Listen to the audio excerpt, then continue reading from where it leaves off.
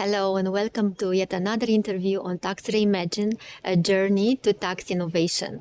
In this interview today, I have the pleasure to interview Adriana Băncianu, who is EMA, Head of Center of Excellence, and Vlad, that is the Director and Leader for Tax Reimagined of the Romanian Hub.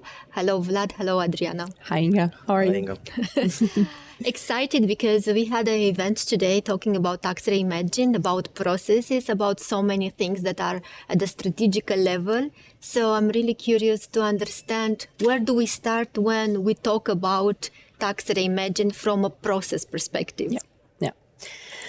I guess I wish I could answer that question in a short, magical way and say this is what you need to do, but you do have to look at it from the top down and make sure that you have the right strategy in place, the right tax operating model that you are going to deliver over the next few years.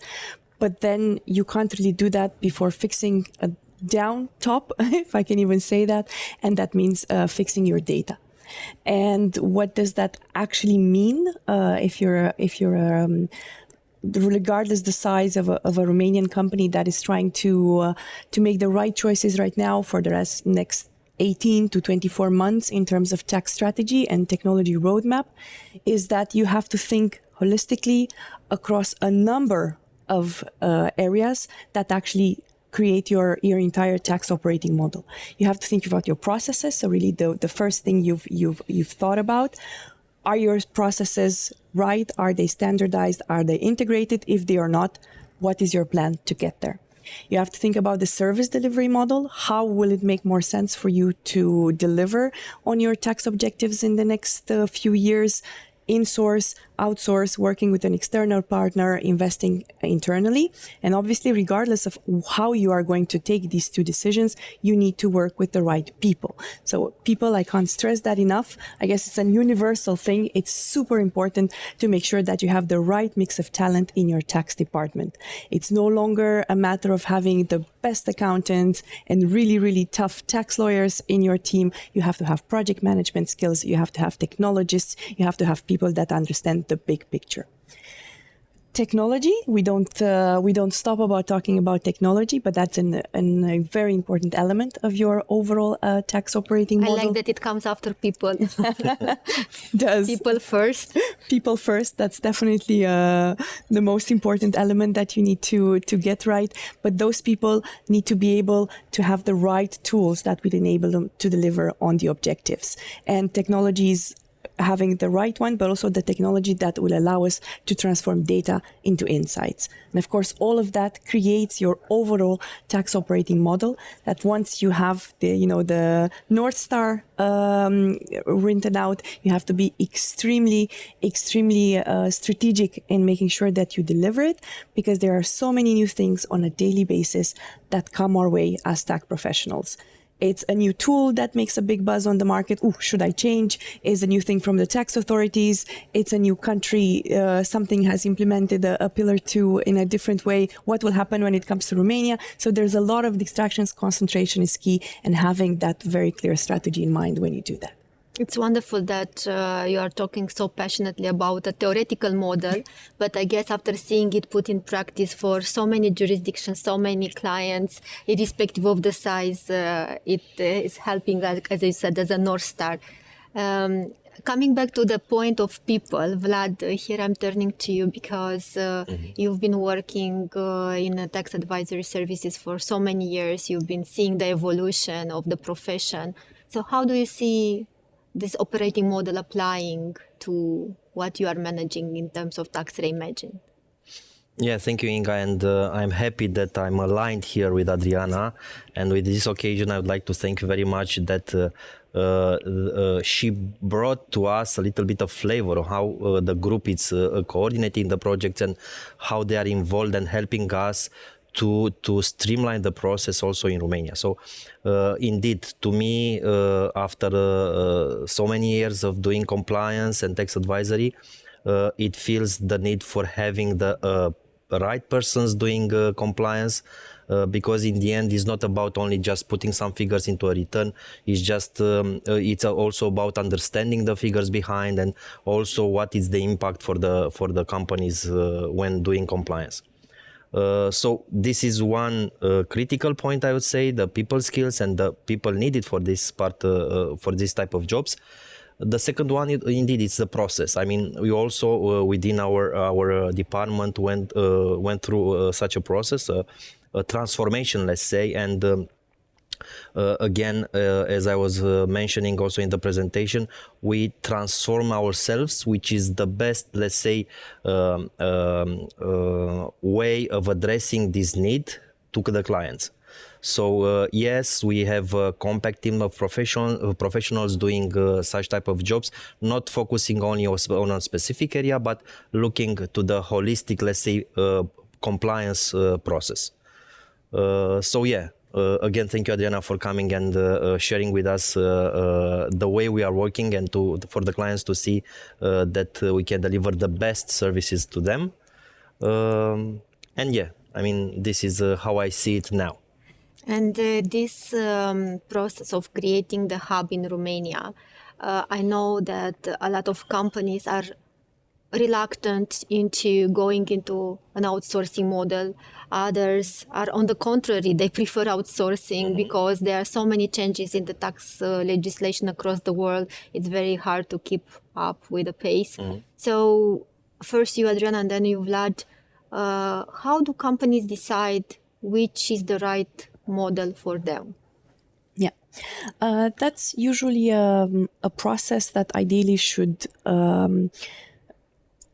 include people from different functions within the organization. A finance team, tax team, technology, they should all sit together and ask themselves the most important questions. What do we want to achieve? How? What do we have right now? And how do we bridge the gap to get to where we want to be?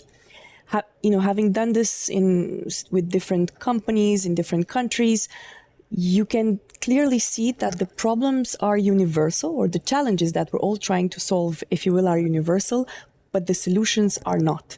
They have to be very, very localized to the countries that you operate in, to even your company culture is an important element. So you really have to spend enough time to go through a thorough process of localizing and taking right decisions.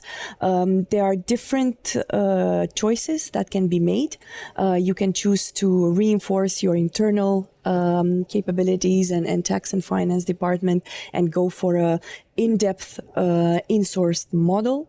I also see large organizations opting at the moment and creating internal centers of excellence.